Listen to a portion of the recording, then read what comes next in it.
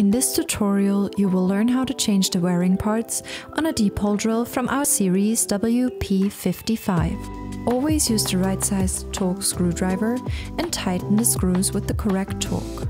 We recommend to exchange the screws with every wear part change.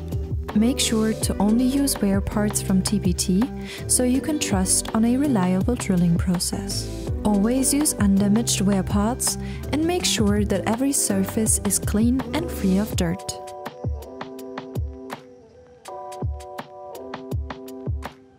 It is best to work your way from one wearing part to the next.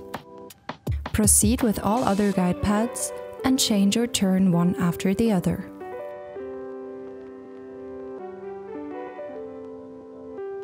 After you have changed or rotated the turning inserts, replace or turn the guide pads.